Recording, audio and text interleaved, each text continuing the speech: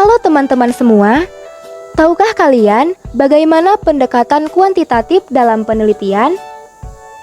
Nah, kami dari kelompok 2 akan membahas mengenai hal tersebut.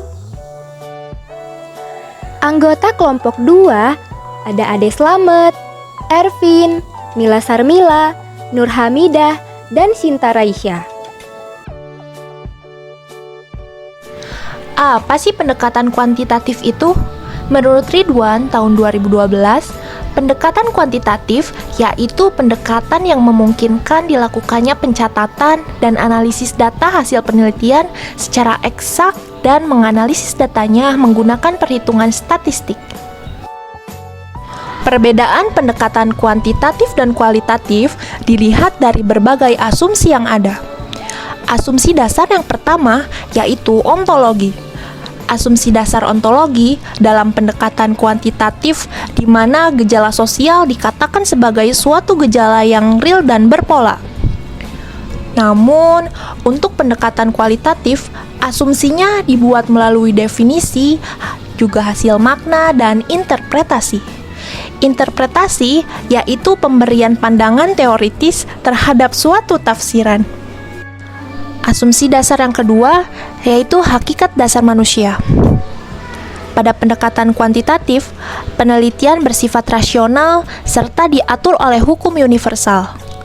Pada pendekatan kualitatif, asumsi hakikat dasar manusia memberikan makna dan bebas. Asumsi dasar yang ketiga yaitu epistemologi. Epistemologi adalah hakikat dasar ilmu pengetahuan yang berkaitan dengan nilai dan juga akal sehat. Pada pendekatan kuantitatif bersifat bebas nilai, objektif, serta ilmu adalah cara untuk memperoleh pengetahuan. Pada pendekatan kualitatif bersifat tidak bebas nilai, subjektif, akal sehat. Akal sehat adalah teori yang awam yang perlu dipahami. Pada metodologi, pendekatan kuantitatif bersifat deduktif. Deduktif merupakan metode yang pada aktivitas berpikirnya diawali dari sesuatu yang umum mengarah ke khusus. Nomotetik. Nomotetik merupakan penjelasan berdasarkan hukum-hukum yang general. Pada pendekatan kualitatif bersifat induktif. Induktif merupakan menjelaskan hasil penelitian berdasarkan data yang diperoleh di lapangan. Juga ideografik. Ideografik merupakan penjelasan yang membatasi diri untuk membuat kesimpulan pada kasus yang diteliti saja. Pada aksiologi, pendekatan kuantitatif menemukan hukum universal juga mencari penjelasan. Pada pendekatan kualitatif, menemukan arti pemahaman.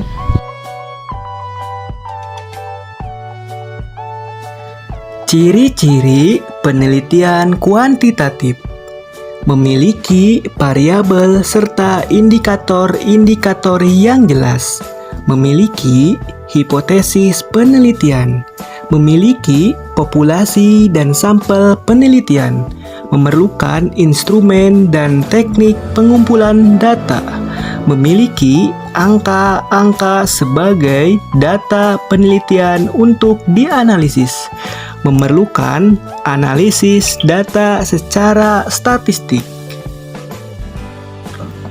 Nah, yang pertama ada latar belakang, identifikasi, pembatasan, perumusan masalah. Yang kedua, landasan teori, kajian teori, dan penelitian yang relevan. Yang ketiga, penyusun kerangka berpikir. Yang keempat, perumusan hipotesis. Yang kelima, pengujian hipotesis, pengumpulan, pengolahan, dan analisis data. Yang keenam, hipotesis diterima. Perbedaan pendekatan dan metode. Pada sebuah penelitian hanya dapat digunakan satu buah pendekatan, sementara metodenya bisa lebih dari satu. Seperti pada penelitian kuantitatif, pendekatannya menggunakan pendekatan kuantitatif, Namun, untuk metodenya dapat menggunakan metode kuantitatif maupun metode kualitatif, sehingga data yang dihasilkan ialah data kuantitatif dan data kualitatif. Begitupun pada penelitian kualitatif. Kelompok kami mengambil sebuah jurnal yang menggunakan penelitian kuantitatif, di mana hipotesis yang diajukan pada jurnal tersebut yaitu adakah hubungan antara persepsi mahasiswa PBSI tentang profesi guru dengan prestasi belajar mahasiswa PBSI di Universitas Kuningan. Pendekatan yang digunakan pada penelitian tersebut ialah pendekatan kuantitatif yang bertujuan untuk mengetahui hubungan antara persepsi mahasiswa PBSI tentang profesi guru dengan prestasi belajar mahasiswa PBSI di Universitas Kuningan. Pengertian metode penelitian kuantitatif. Metode kuantitatif dinamakan metode tradisional karena metode ini sudah cukup lama digunakan. Metode ini disebut metode discovery karena dengan metode ini dapat ditemukan dan dikembangkan berbagai ilmu pengetahuan dan teknologi baru. Metode ini disebut metode kuantitatif karena data penelitian berupa angka-angka dan analisis menggunakan statistik.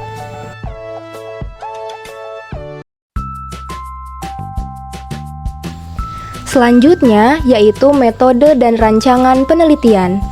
Macam-macam metode, di sini saya akan menjelaskan 6 metode. Yang pertama yaitu metode survei. Metode survei ini digunakan untuk memperoleh fakta dari gejala yang ada serta mencari keterangan secara faktual. Metode yang kedua yaitu metode komparasional. Metode ini digunakan untuk mencari jawaban secara mendasar tentang sebab akibat dengan menganalisis faktor-faktor penyebab terjadinya masalah. Ketiga, metode deskriptif digunakan untuk mempelajari masalah-masalah dalam masyarakat serta tata cara yang berlaku dalam masyarakat serta situasi tertentu. Di poin keempat, ada metode sejarah. Metode ini digunakan untuk menyelidiki secara kritis keadaan perkembangan serta pemahaman di masa dari mana sumber sejarah serta interpretasi dari sumber-sumber keterangan tersebut. Yang kelima, metode eksperimen. Observasi di bawah kondisi yang dibuat dan diatur oleh peneliti. Dan yang keenam, ada metode korelasional, yaitu metode penelitian yang digunakan untuk menggambarkan hubungan keterkaitan antara hubungan variabel penelitian atau lebih. Nah, metode yang digunakan dalam jurnal yang kami pilih tentang hubungan antara persepsi mahasiswa PBSI tentang profesi guru dengan prestasi belajar mahasiswa PBSI di Universitas Kuningan, yaitu menggunakan metode deskriptif korelasional. Jadi, dalam jurnal ini menggunakan 2 gabungan metode. Menentukan variabel dan sumber data. Variabel penelitian yaitu fenomena yang merupakan objek penelitian, konsep yang mempunyai bermacam-macam nilai, yaitu sumber dari mana data diambil. Pada penelitian kuantitatif menggambarkan 2 variabel, yaitu variabel bebas dan variabel terikat. Variabel bebas yaitu variabel yang variasinya mempengaruhi variabel lain, sementara variabel terikat yaitu diukur untuk mempengaruhi besarnya efek atau pengaruh variabel lainnya. Contoh variabel penelitian yaitu ada jenis kelamin dan berat badan. Nah, jenis kelamin ada laki-laki dan perempuan. Untuk berat badan ada ringan, sedang, dan berat. Untuk pengukuran variabel penelitian ada 4 macam. Ada ukuran nominal, ukuran ordinal, ukuran interval, dan ukuran rasio. Berikutnya yaitu sumber data. Sumber data merupakan keterangan mengenai sesuatu yang berbentuk angka-angka dan mungkin bukan angka-angka, yaitu kuantitatif maupun kualitatif. Nah, untuk menentukan sumber data ini ada 2, yaitu populasi dan sampel. Populasi merupakan data yang merupakan objek penelitian, sementara sampel yaitu sebagian kecil dari populasi. Variabel yang digunakan dari jurnal yang kami pilih yaitu variabel bebasnya dengan lambang X, yaitu persepsi mahasiswa tentang profesi guru, dan untuk variabel terikatnya dengan lambang Y, yaitu prestasi belajar.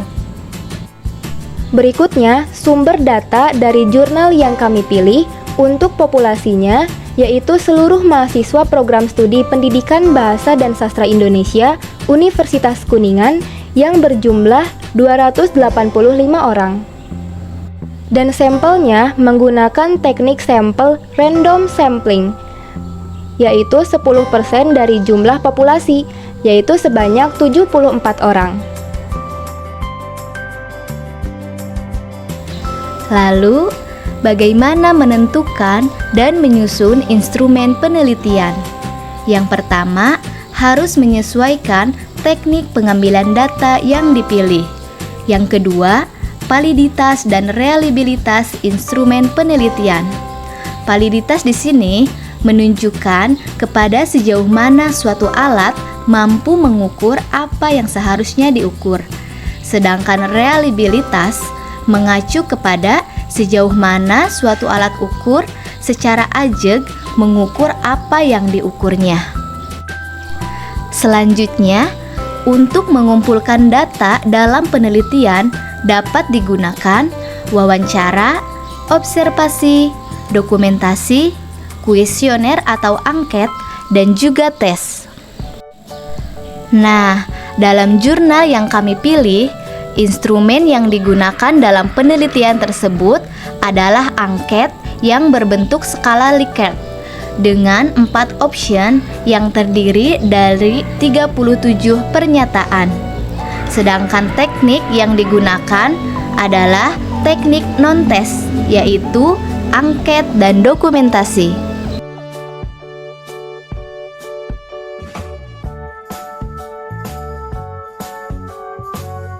Menganalisis data. Yang pertama, dapat dilakukan menggunakan analisis deskriptif. Di antaranya, distribusi frekuensi, nilai median, mean, modus, standar deviasi, histogram, dan juga poligon. Yang kedua, analisis inferensial.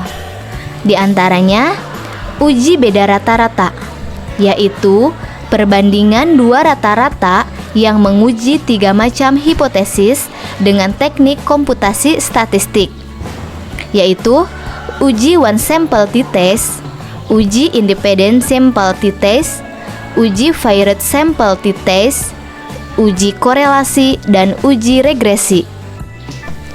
Yang kedua, korelasi, yaitu teknik analisis statistik yang menguji ada atau tidak adanya hubungan antara dua variabel atau lebih. Contohnya, mengenai pendapatan masyarakat dengan kejahatan ekonomi, di mana jika pendapatan masyarakat rendah, maka tingkat kejahatan akan semakin tinggi.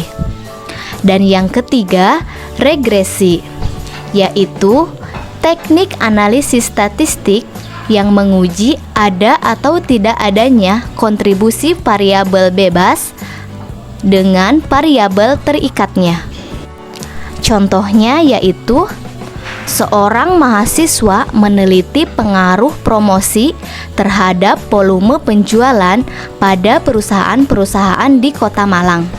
Nah, untuk menguji ada atau tidak adanya sumbangan variabel bebas terhadap variabel terikat, maka diambillah 10 perusahaan sejenis yang telah melakukan kegiatan promosi.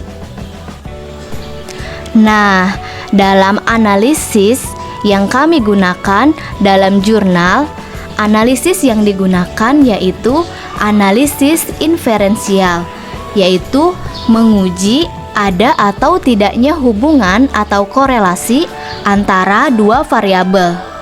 Dalam jurnal ini yaitu meneliti ada atau tidak adanya hubungan antara mahasiswa PBSI dengan profesi guru, dengan prestasi belajar PBSI di Universitas Kuningan.